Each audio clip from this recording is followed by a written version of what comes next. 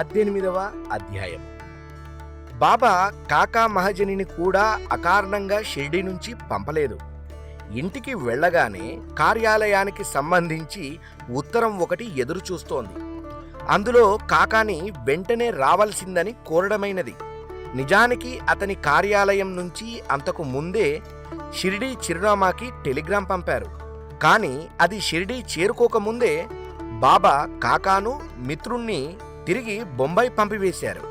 ఈ విధంగా షిరిడీ పరమాత్మ భక్తుల విషయంలో జాగరూకత వహిస్తారు. ఆ భక్తులు షిరిడీకి వచ్చినా రాకపోయినా సరే అహర్నిశలు బాబా ఆత్మ వారిని ఉద్ధరిస్తూ వారి కొరకు విశ్వంలో సంచరిస్తూనే ఉంటుంది. ఈ ఆత్మ సంచారం నిస్సందేహంగా ఆయన నిజమైన భక్తులను ఉద్ధరించడానికే. నిజమైన భక్తులనగా వారికి బాబాతో గత ఎన్నో అవతారాలలో సంబంధం కలవారు. ఈ ఆత్మ సంచారం ఎన్నాళ్ళో తెలియని ఈ అనంత యాత్రలో అది ఆత్మరూపంలో మరొకసారి అదృశ్య రూపంలో సూక్ష్మ శరీరంతో ఆ భక్తులను చేరుకుంటుంది. ఒక్కొక్కసారి నిజ రూపంలో, మరొక్కసారి జంతువుల రూపంలో కూడా పయనిస్తూ ఉంటుంది. మరొక్కసారి స్వప్నంలో తన స్వరం ద్వారా కూడా ఇలా అనేక విధాలుగా భ్రమణం చేస్తూ ఉంటుంది. ఈ ప్రకారంగా ఆయన భక్తులకు సరైన సమయాల్లో సరైన మార్గదర్శకాలు ఇస్తూ, సంరక్షిస్తూ, ప్రమాదాల బారి నుండి వారిని రక్షిస్తూ, వారి ఉన్నతికి అహర్నిశలు తోడ్పడుతూ, అవసరమైనప్పుడు సమాధానాలు కూడా ఇస్తారు. కాకా మహజని మిత్రుణ్ణి బాబా బొంబాయి పంపించివేసి ఆ 2 పిచ్చుకల ప్రాణాలు కాపాడటమే కాక అతనిలో దాగి ఉన్న భక్తిని ఎన్నో రెట్లు వృద్ధి చేశారు. అంతేకాకుండా కాకా మహజనిని కూడా సరైన సమయానికి పంపించి అతని కార్యాలయంలో పనిచేసే మరొక క్రొత్త భక్తుణ్ణి కూడా దారం కట్టి పిచ్చుకల షిరిడీ లాగారు. అతనెవరో కాదు, సాక్షాత్తు కాకా పనిచేసే కంపెనీ యజమాని ధరంసి జటాభాయ్ ధక్కర్, వృత్తిరీత్యా చట్ట సలహాదారు. అతని వద్దనే కాకా మేనేజర్గా పనిచేస్తున్నాడు. అతనికి భగవంతునిపై విశ్వాసం ఉన్నప్పటికీ సాధు సంతులు మహాత్ములపై నమ్మకం లేదు. కాకా అతన్ని గౌరవంగా సేఠ్జీ అని పిలుస్తాడు. అంటే యజమాని అని అర్థం. ప్రతి చిన్న విషయానికి కాకా అవసరం. కాకా గైర్హాజరులో చాలా చికాకు పడతాడు. కాకా మాటిమాటికి షిరిడీ వెళ్లడం, సెలవుల అనంతరం కూడా అక్కడే ఉండిపోవడం లాంటి విషయాలపై కోపంగా ఉన్నాడు. అయినా కాకా లాంటి నిజాయితీపరుడు, కష్టపడి పనిచేసేవాడు దొరకటం చాలా కష్టమని తెలుసు. అందుకనే కాకాపై కోపం ఉన్నా అతని చర్యలను మౌనంగా భరిస్తున్నాడు. కానీ ఇప్పుడు చాలా తిక్కగా ఉన్నాడు. ఎలాగైనా ఇకపై సెలవులకు సంబంధించి కాకా వేషాలు సహించేది లేదనుకున్నాడు. ఒకవేళ కాకా పని మానేస్తే ఆ స్థానంలో మరొక వ్యక్తిని ఎవరిని పెట్టాలో కూడా ముందుగానే నిర్ణయించుకున్నాడు. నిజానికి అతని కార్యాలయంలో అంటే ఆఫీస్లో ఎలాంటి సమస్య లేదు. అంతా సజావుగానే ఉంది. కాకా ప్రజ్ఞా పాఠవాలతో, బుద్ధి కుశలతతో అంతా సక్రమంగా ఉండటమే కాక అతని గైర్హాజరులో ఎలాంటి చికాకులు ఉత్పన్నమయ్యే అవకాశం లేదు. సేఠ్జీకి సంసార జీవితంలో కూడా ఏ లోటు లేదు. పెద్ద ఇల్లు, చాలినంత సంపాదన, పిల్లలు, పని మనుషులు అన్నీ ఉన్నాయి. కానీ అకారణంగా ఏదో ఒక విషయంపై చింతిస్తూ ఉంటాడు. కాకా సెలవులపై షిరిడీకి వెళ్లడంతో అసహనంగా ఉన్నాడు. అంతేకాదు, కాకా స్థానంలో మరొక వ్యక్తిని నియమించాలనుకుని షిరిడీకి టెలిగ్రామ్ పంపాడు. కాకా షిరిడీ నుంచి మధ్యాహ్నానికి కార్యాలయానికి చేరుకున్నాడు. సేఠ్జీ తన నిర్ణయాన్ని అమలు చేసి కాకాపై కఠినంగా వ్యవహరించాలనుకున్నాడు. కాకా ఆఫీసులోకి అడుగు పెడుతూనే సేఠ్జీ పెద్దగా అరుస్తూ ఇలా అన్నాడు, కాకా, నా టెలిగ్రామ్ అందిందా? అది కాకాకి మొట్టమొదటి సంకేతం. కాకాకి టెలిగ్రామ్ గురించి ఇంటివారెవరూ చెప్పలేదు. కాకా ఆశ్చర్యపోతూ ఇలా అడిగాడు, టెలిగ్రామా? టెలిగ్రామ్ ఎప్పుడు పంపించారు సేఠ్జీ? షిరిడీ నుంచి ఎప్పుడు బయలుదేరావు? సేఠ్జీ ఎదురు ప్రశ్న వేశాడు. నిన్న 11 గంటలకు. కాకా ఉన్నది ఉన్నట్లు చెప్పాడు. రతిభాయ్, మనం టెలిగ్రామ్ ఎప్పుడు పంపించాం? అతని వద్ద సహాయక అధికారిగా పనిచేస్తున్న ఇతనినే సేట్జీ కాకా స్థానంలో నియమించాలనుకున్నాడు. అతను వెంటనే తపాలా కార్యాలయం రసీదు తీసుకువచ్చాడు. అందులో టెలిగ్రామ్ అందిన టైం 14:20 అని ఉంది. అనగా మధ్యాహ్నం 2:20. ఇదిగో చూడండి సేట్జీ, టెలిగ్రామ్ మధ్యాహ్నం 2:20 పంపబడింది. సరే రతిభాయ్, వెళ్ళు. కాకా, ప్రతిసారి షిరిడీ వెళ్లాలని 2-3 రోజులు సెలవు పెట్టి వారం రోజులకు పైగా ఉండి సాయిబాబా తిరిగి రావడానికి అనుమతి ఇవ్వలేదంటావు. కానీ ఈసారి వెంటనే ఎలా వచ్చావు? సేట్జీ కాకాని అడిగాడు. నేను షిరిడీ మసీదుకు చేరుకున్నానో లేదో బాబా వెంటనే వెళ్ళిపోమ్మన్నారు. మహాజని స్పష్టంగా చెప్పాడు. అంటే దీని అర్థం టెలిగ్రామ్ గురించి సాయిబాబాకి ముందు తెలుసా? బాబాకి సర్వం తెలుసు, అందుకనే వెంటనే పంపించారు అని కాకా ఉత్సాహంగా అన్నాడు. సేట్జీ చల్లబడ్డాడు. నిజానికి అంత చెడ్డవాడు కాదు, ఎన్నో పుణ్యకార్యాలు చేశాడు. కాకా బాబాపై చూపించే భక్తికి అతనిలో ఈర్ష్య, అసూయలు చోటు చేసుకున్నాయి. అదీ కాక కాకాని తాను యజమాని అన్న అహంభావం, సాధు సత్పురుషులతో అతనికి అనుభవాలు లేవు. సేట్జీ ఇలా అన్నాడు. కాకా, నువ్వు సాయిబాబా వెనుక తిరగడం నాకిష్టం లేదు. ఆయన్ని చూడడానికి నీతో షిరిడీ వద్దామనుకుంటున్నాను. ఎప్పుడు వెళ్తావో చెప్పు. కానీ సేట్జీ, మీరు టెలిగ్రామ్ ఇచ్చి ఎందుకు పిలిపించారు? కాకా అడిగాడు. అరే, నాకు లార్డ్ వకీలు నోటీసు కావాల్సి వచ్చింది, అది దొరకలేదు. మీ టేబుల్పై పెట్టాను కదా అని మహాజని అన్నాడు. అవును, తర్వాత దొరికింది. అలాగైతే సేట్జీ, షిరిడీ వెళ్తాను. ఇంకా సెలవులు మిగిలి ఉన్నాయి. అది కాక కోర్టు సెలవులు కూడా కదా. అయితే నీ వెంట షిరిడీ వస్తాను. ఆ యోగి ఎలాంటివారో చూస్తాను. నువ్వు నాతో తిరిగి రావాలి. సేట్జీ ఆజ్ఞాపిస్తున్నట్లుగా అన్నాడు. అది నా చేతుల్లో లేదు సేట్జీ. బాబా అనుమతి లభిస్తేనే రాగలను. కాకా ధీటుగా సమాధానమిచ్చాడు. సేట్జీకి కాకా మాటలకి కోపం వచ్చింది, కానీ బయటకు వ్యక్తపరచలేదు. కాకా మహాజనిని ఉద్యోగం నుంచి తీయాలా వద్దా అన్న విషయాన్ని సాయిబాబాను దర్శించిన తర్వాత పొందిన అనుభవాలను బట్టి నిర్ణయం తీసుకోవాలనుకున్నాడు. ఒకవేళ మహాజని షిరిడీలోనే ఉండిపోతే అని తోడుగా రతీభాయిని తీసుకొని ఆ రాత్రి ముగ్గురు షిరిడీ బయలుదేరి వెళ్లారు. రైలులో వారికి బాబాసాహెబ్ తర్కడ్తో పరిచయమైంది. అతను సాయిబాబాకు అనన్య భక్తుడు. తర్కడ్ గారు, మా కాకా మహాజని సాయిబాబాను సర్వజ్ఞుడిగా, దివ్య పురుషుడిగా వర్ణించాడు. అందరి ఆలోచన కూడా గ్రహిస్తారని అన్నాడు. ఏమిటి, నిజమేనా? సేట్జీ అడిగాడు. ఇది 100% నిజం అని బాబాసాహెబ్ తన అనుభవాన్ని చెప్పాడు. అది బాబా సర్వజ్ఞతకు ఉదాహరణ మరియు తార్కాణం. బాబాసాహెబ్ తర్కడు బొంబాయి బట్టల మిల్లులో మంచి ఉన్నత పదవిలో ఉద్యోగం చేసేవాడు. ప్రార్థనా సమాజం సాంప్రదాయానికి చెందినవాడు కావడంతో విగ్రహమూర్తుల పూజకి వ్యతిరేకి. అయినా భార్య ఒక్కగానొక్క పుత్రుడి సంతోషం కోసం ఇంటిలో విగ్రహారాధన నిషేధం లేదు.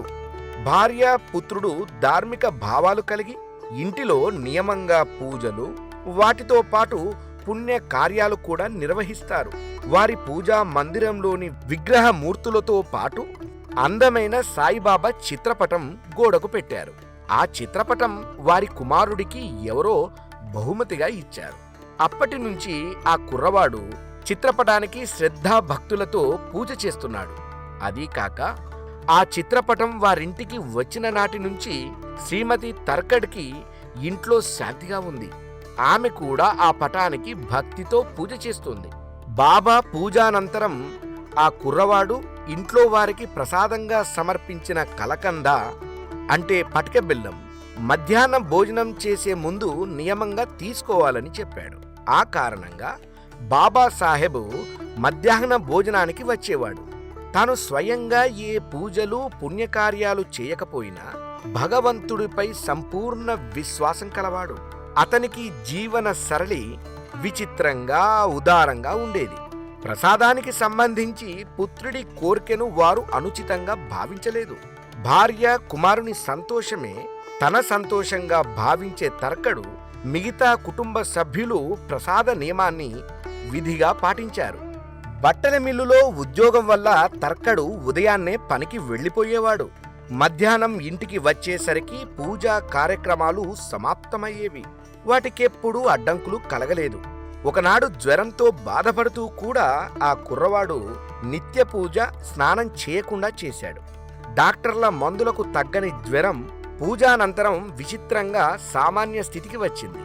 బాబా ఎడల ఆ పిల్లవాడికి అంత భక్తి ప్రపత్తులుండేవి. నిజానికి ఆ ఇంటిలో ఎవరూ కూడా షిరిడీ యాత్ర చెయ్యలేదు.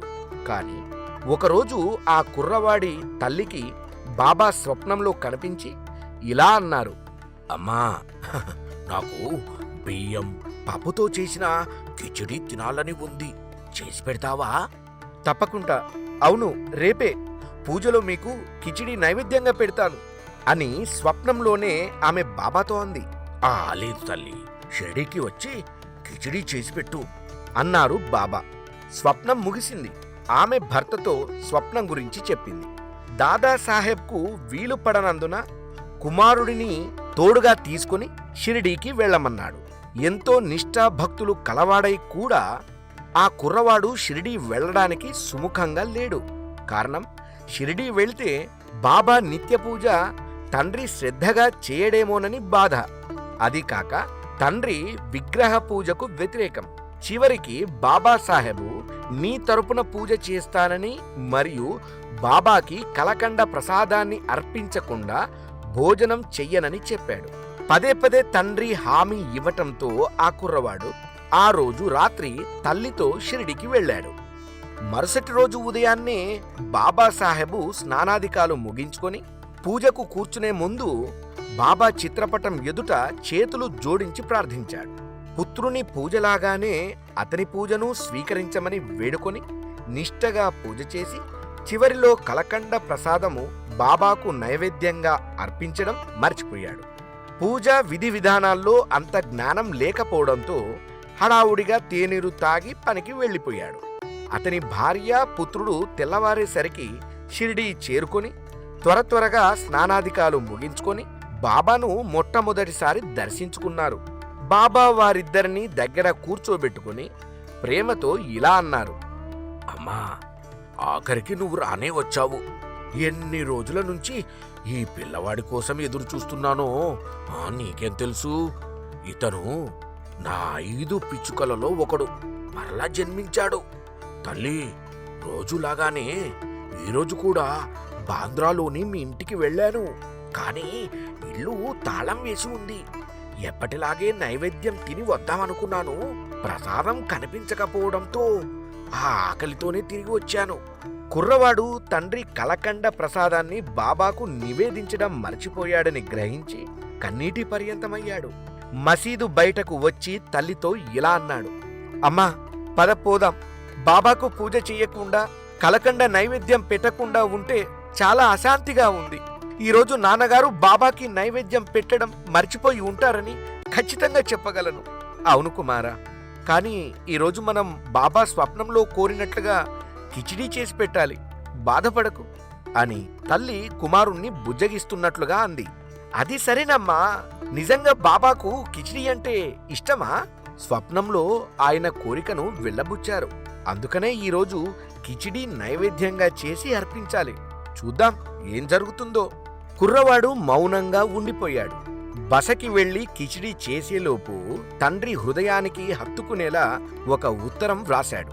కిచిడీ చేసుకుని తల్లి కొడుకులు మసీదుకు వెళ్లారు. ఎవరో దారిలో వారికి బాబా భోజనం చేస్తున్నారని, వేరే పదార్థాలు ముట్టరేమోనని చెప్పారు. కుర్రవాడి తల్లికి బాధ కలిగింది. అయినా మసీదుకు కిచిడీ తీసుకెళ్ళింది. వారిద్దరూ లోపలికి వెళ్లి చూడగా బాబా భోజనం చేస్తున్నారు. పరదాలు వేసి ఉన్నాయి. ఆమె లోపలికి వెళ్లడానికి సంకోచిస్తుండగా అప్పుడే మాధవరావు దేశపాండే పరదాల బయటకు వచ్చి ఎవరికోసమో వెతుకుతున్నట్లుగా ఈ అపరిచిత స్త్రీని చూసి, అక్కా, బాబా కోసం కిచిడీ చేసి తెచ్చావా అని అడిగాడు. ఆ స్త్రీ వెంటనే కిచిడీ పళ్ళెంతో వడివడిగా వెళ్లి మాధవరావుకి ఇయ్యటంతో సంతోషంగా తీసుకుని లోపలికి వెళ్ళాడు. పరదాలు మరలా వేయడంతో బాబా కనిపించలేదు. అయినా తల్లి కొడుకుల ఆనందానికి అవధుల్లేవు. వారిద్దరూ భక్తిగా వారి స్థానం నుంచే సాష్టాంగ ప్రణామం చేశారు. లోపల నుంచి బాబా గొంతు వినిపించింది. శ్యామా, నీకు తెలుసా, వారి ఇంట్లో నిత్యం నాకు పెట్టే నైవేద్యం మరిచినా ఆ తల్లి దానిని ఇక్కడ చేసి తీసుకొచ్చింది. నా ఫకీరు తప్పకుండా వారి కుటుంబంపై కృపావర్షం కురిపిస్తాడు. ఆమెతో మరో 4 రోజులుండి నాకు రోజూ కిచిడీ చేసి పెట్టమని చెప్పు. బాబా మాటలు విన్న తల్లి కొడుకులు తమకు వచ్చిన స్వప్నం స్వప్నంగానే మిగిలిపోలేదని భావించి తామెంతో భాగ్యవంతులమని అనుకున్నారు. బాబా షిరిడీలో భోజనం చేస్తుండగా బాబా సాహెబు మధ్యాహ్న భోజనానికి ఇంటికి వచ్చాడు. ఎప్పటిలాగానే పూజానంతరము బాబాకు అర్పించే కలకండ నైవేద్య పాత్ర కనిపించకపోవడంతో ప్రొద్దున నైవేద్యం పెట్టడం మర్చిపోయానని గ్రహించాడు. చేసిన తప్పిదానికి బాధగా పూజా మందిరంలోని బాబా చిత్రపటం ముందు నిల్చొని చెంపలు వాయించుకున్నాడు. సున్నిత హృదయుడు కావడం వల్ల బాబాసాహెబు కుమారునికి చేసిన వాగ్దానం నిలబెట్టుకోలేకపోయాననుకున్నాడు. బాబా చిత్రపటం ముందు మోకరిల్లి క్షమించమని వేడుకున్నాడు. వెంటనే ఆవేదనతో పుత్రునికి ఒక ఉత్తరం షిరిడీ చిరునామాకి వ్రాసి అందులో తన తరపున బాబాను క్షమాపణలు కోరవలసిందిగా కోరాడు. ఆ రోజు మధ్యాహ్నం సాయంత్రం చేసిన అపరాధానికి ప్రాయశ్చిత్తంగా భోజనం చేయలేదు. బాంద్రా నుంచి వ్రాసిన ఉత్తరం షిరిడీ చేరుకుంది. అలాగే షిరిడీ నుంచి వ్రాసిన ఉత్తరం బాబాసాహెబ్కు అందింది. బాబా సాక్షాత్తు పరమాత్మని ఈ సంఘటన ఆయన సర్వజ్ఞతకు ప్రామాణికం అని కుటుంబ సభ్యులందరూ బ్రహ్మానందానికి లోనయ్యారు. ఆ ఆనంద స్మృతులు దివ్యానుభూతులను తలుచుకుని బాబా సాహెబు అశ్రు నయనాలతో ధక్కర్ సేఠ్జీకి వివరించాడు. ముఖ్యంగా వారి పుత్రుడు ఎవరో కాదు, బాబా 5 పిచ్చుకల్లో ఒకడని, వారికి జన్మించాడని చెబుతున్నప్పుడు చెప్పలేని ఆనందానికి గురయ్యాడు. అతను మరలా ఇలా అన్నాడు, సేఠ్జీ, దీన్ని బట్టి మా అబ్బాయి చిన్ననాటి నుంచి బాబాపై అంత భక్తి ఎందుకు కలిగి ఉన్నాడో ఈ సంఘటన స్పష్టం చేస్తుంది. ఆ 4 పిచ్చుకలు కూడా తిరిగి భూమి మీదకు మానవ రూపంలో ఎప్పుడు వస్తాయా అని మేమంతా ఎదురు చూస్తున్నాము. అతని హృదయంలో ఇంకా అలాంటి మరెన్నో అనుభూతులు నిండి ఉన్నాయి. అతను మరలా ఇలా అన్నాడు, సేఠ్జీ, నిజంగా మేము చాలా భాగ్యవంతులం. మన జీవిత కాలంలోనే బ్రతికుండగానే మన మధ్య నడయాడే భగవంతుణ్ణి చూస్తున్నాం. మీరు కూడా ఎంతో భాగ్యశాలురు. ఎందుకంటే ఈరోజు ఆయన్ని దర్శించుకోవడానికి వెళ్తున్నారు. భావోద్వేగంతో బాబాసాహెబు వర్ణించి చెప్పిన ఆ సంఘటన వ్యాపార ధోరణి కలవాడైన సేఠ్జీపై పెద్దగా ప్రభావం చూపలేదు. తను స్వయంగా వ్యక్తిగతంగా ఇలాంటి అనుభవాలు బాబా ద్వారా పొందాలని అతని ఆకాంక్ష. నిజానికి కాకా మహజనికి కూడా ఇలాంటి అనుభవాలు కోకొల్లలు. అతను ప్రతి షిరిడీ యాత్రలో పొందే అనుభవాలే కాక ఎదుటివారిని కూడా వారు చూసిన లీలలు మాటిమాటికి చెప్పమని విని ఆనందపడతాడు. అతనికి సాయిపై గల ప్రీతి, ప్రేమ అలాంటివి. బాబా పేరు వింటే అతనికి ఒక్కొక్కసారిగా సమాధి స్థితి కలుగుతుంది.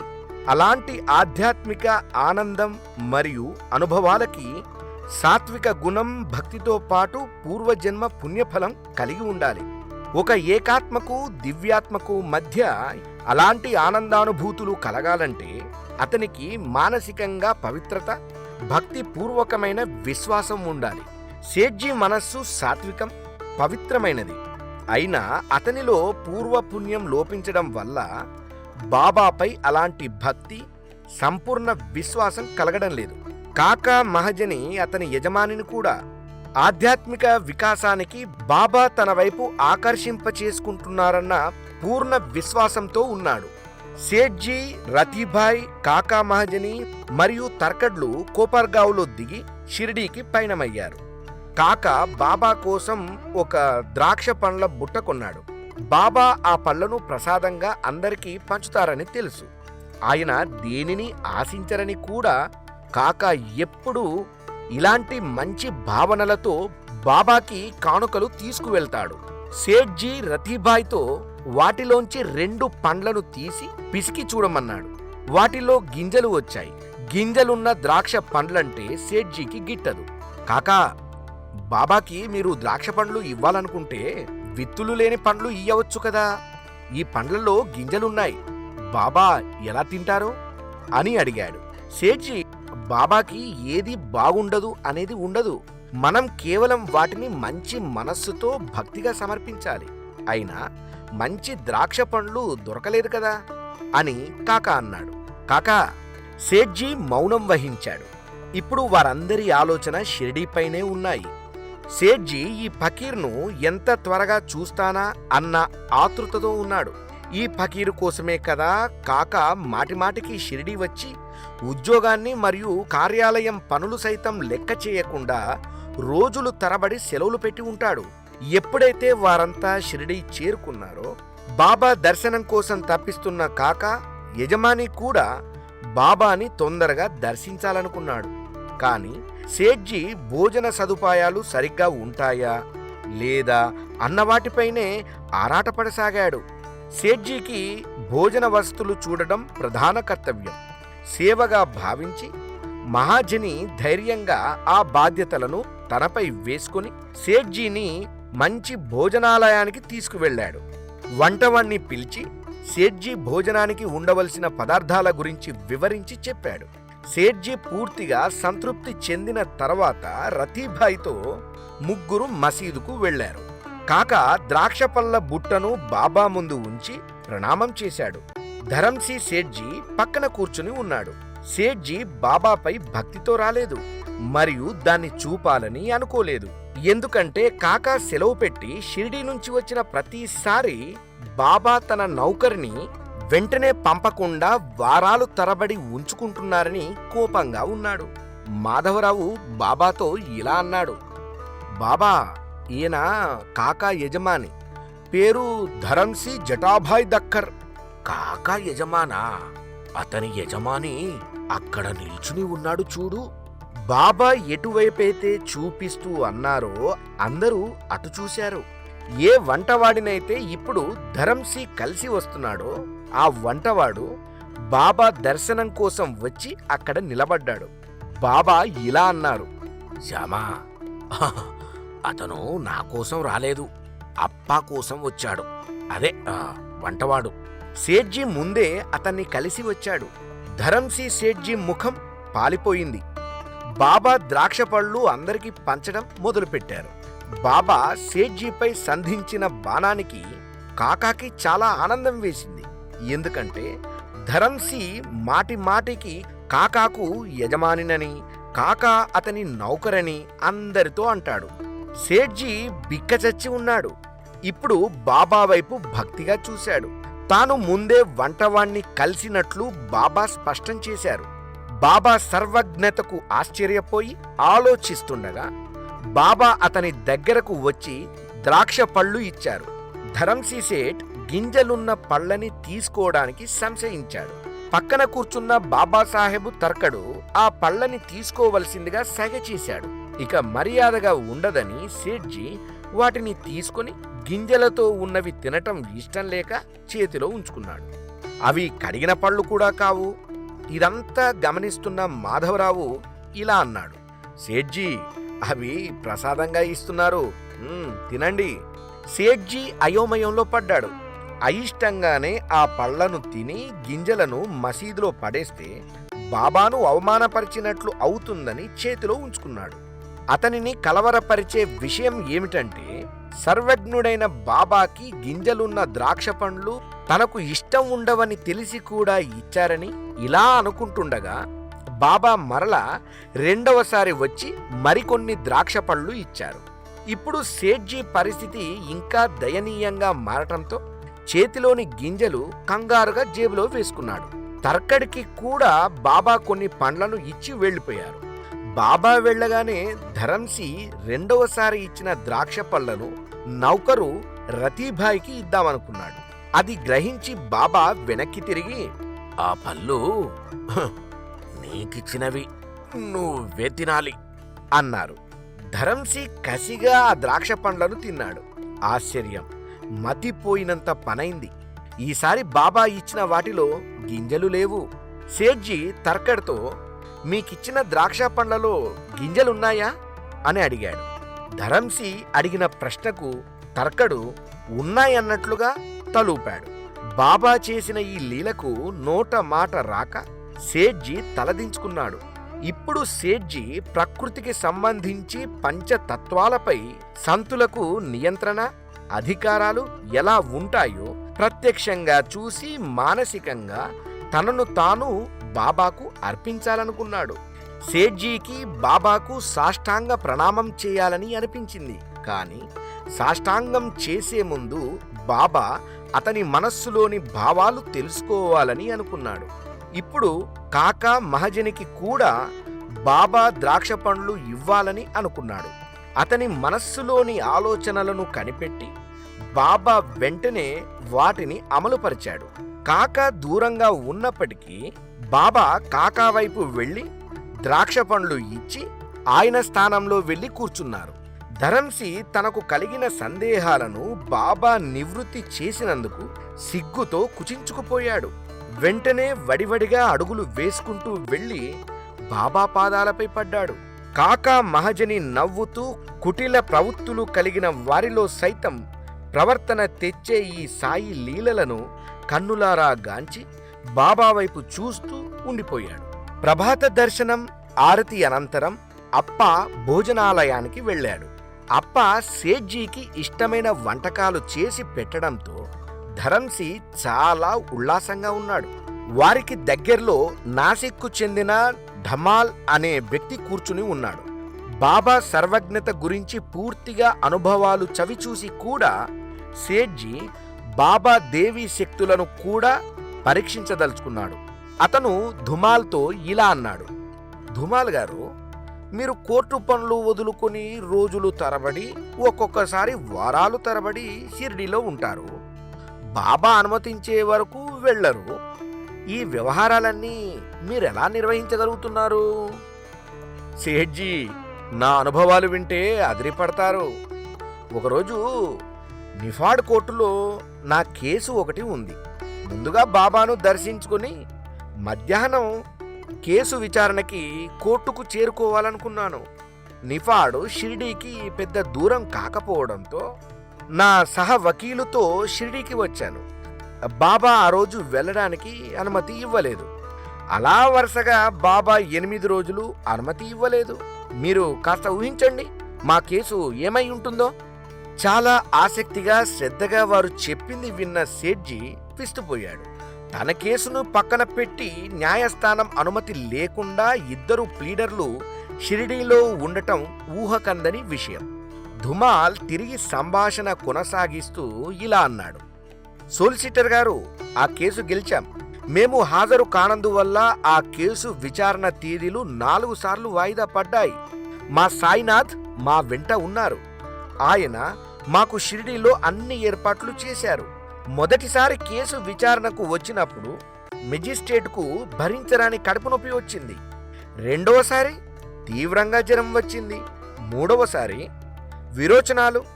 4వసారి విచారణకు వచ్చినప్పుడు మరో అవాంతరం ఎదురైంది. బాబా చెప్పిన ప్రకారము మేమిద్దరము నిశ్చింతంగా ఆయనపై భారం వేసి ఇక్కడే ఉండిపోయాం.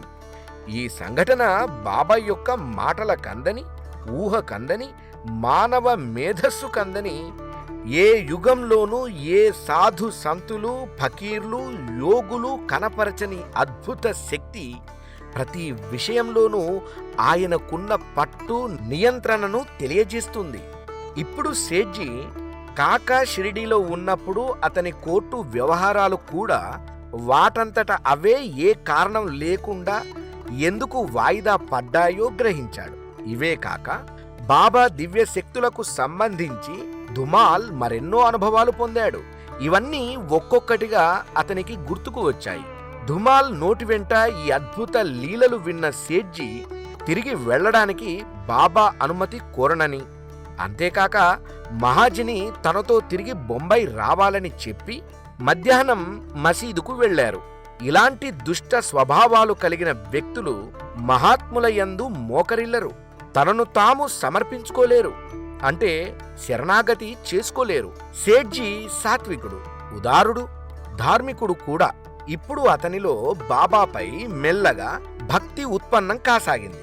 కానీ సుఖమయ జీవితంతో పాటు సంక్రమించిన అహంకారం కూడా మిగిలి ఉంది. బొంబాయి తిరిగి వెళ్ళడానికి బాబా నుంచి మనసారా వీడ్కోలు పొందాలని ఉన్నా ఎదురుపడి చెప్పడానికి సందేహిస్తున్నాడు. ఇక చివరి పరీక్షగా కాకాతో తిరిగి బొంబాయి వెళ్లాలన్న కోరికను బాబా ఎలా తీరుస్తారో చూద్దామనుకున్నాడు. అందరూ మసీదుకు వెళ్లి బాబా దర్శనం కోసం కూర్చున్నారు. బాబా వారందరినీ దగ్గరగా కూర్చోబెట్టుకున్నారు. బాబా, సేట్జీ సాయంత్రం బండికి వెళ్తానంటున్నాడు అని మాధవరావు అన్నాడు. వెళ్ళని, కాకాని కూడా అతనితో వెళ్ళమను అని బాబా అనగానే సేట్జీ హాయిగా ఊపిరి పీల్చుకున్నాడు. తను అనుకున్నట్లుగానే అడగకుండానే తనకే కాకుండా కాకాకి కూడా అనుమతి లభించింది. బండి తప్పిపోతుందని త్వరగా బయలుదేరాలని అనుకున్నాడు. ఇక 2 గంటల వ్యవధి మాత్రమే ఉంది. ధరంసి కంగారు చూసి బాబా, కంగారు పడకు, నిదానంగా వెళ్దూ గాని అన్నారు. ధుమాల్ కూడా హడావుడి అవసరం లేదని అనడంతో సేట్జీ గత్యంతరం లేక కూర్చుండిపోయాడు. బాబా వారిని మరొక 3 గంటల వరకు కూర్చోమని తరువాత వెళ్లడానికి అనుమతి ఇచ్చారు. సేట్జీ ఆ రోజు రైలు ఎక్కుతామన్న ఆశ వదులుకున్నాడు. బాబా కావాలనే ఇలా చేశారని, ఫలితంగా రాత్రికి కోపర్గావ్లోనే ఉండాల్సి వస్తుందని ఆయనపై గుర్రుగా ఉన్నాడు. వారందరూ కలిసి షిరిడీ నుంచి టాంగాలో బయలుదేరారు. కోపర్గావ్ చేరుకునే వరకు సేట్జీ కోపంగా ఏదో సనుగుతూనే ఉన్నాడు. భార్యకిచ్చిన మాట ప్రకారం సేట్జీ మర్నాడు ఉదయమే ఇంటికి చేరుకోవలసి ఉంది. ఇప్పుడు అది దాదాపు సాధ్యం కానట్లే. సేట్జీ అహంకారానికి దెబ్బ తగిలింది. కాకా, రతీబాయిలిద్దరూ మౌనంగా సేట్జీ రుసరుసలు మాటలు వింటూ కూర్చున్నారు. కోపర్గావ్ చేరుకునేసరికి ఆశ్చర్యం. వారికోసమే అన్నట్లుగా ఇంజనులో సాంకేతిక లోపం వల్ల రైలు ఆగి ఉంది. వారు రైలు బోగిలోకి ఎక్కారో లేదో గార్డు వెంటనే ఈలవేసి పచ్చజెండా ఊపాడు. ఇక భౌతిక ప్రపంచం మీద బాబాకున్న పట్టు, నియంత్రణాధికారాలకు ఈ విలక్షణమైన సంఘటన తార్కాణం. సేట్జీ అహంకారం పూర్తిగా కరిగి బాబాపై అతనిలో నిజభక్తి కెరటాలు లేచాయి. సెలవులు ముగిసిన 4 రోజుల తర్వాత కాక ఆఫీస్కి వెళ్ళాడు. అప్పటికింకా సేట్జీ రాలేదు. కాని ఇప్పుడు సేట్జీ గదిలో అతను కూర్చునే కుర్చీ వెనుక అందమైన బాబా చిత్రపటం గోడకు వ్రేలాడుతూ కనిపించింది. 18వ అధ్యాయం సమాప్తం.